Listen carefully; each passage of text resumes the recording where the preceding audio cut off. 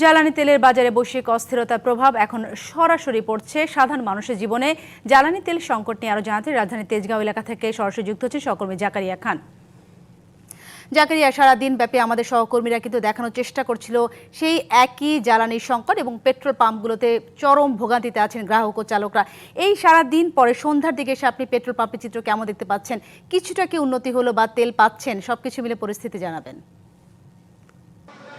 সাথী, দেশের জ্বালানি তেলের যে পরিস্থিতি, সেই পরিস্থিতি যতই দিন যাচ্ছে তত কিন্তু আরও অবনতি হচ্ছে। কারণ আমরা ঈদের আগ থেকেই আমরা দেখানোর চেষ্টা করছিলাম আমাদের দর্শকদের, ঈদের পরেও আমরা সেই একই চিত্র দেখতে পেয়েছি এবং যতই দিন যাচ্ছে ততই কিন্তু এই যেই সংকট, সেই সংকট আরও তীব্র থেকে তীব্রতর হচ্ছে।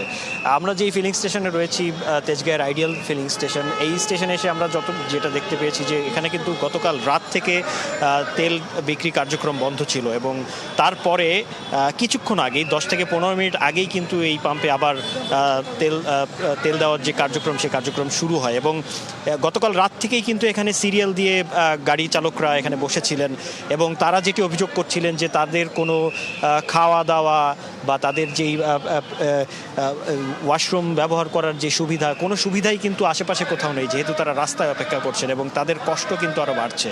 এবং একই সাথে সাথে কিন্তু তারা যেহেতু বিভিন্ন জায়গায় কাজ করেন,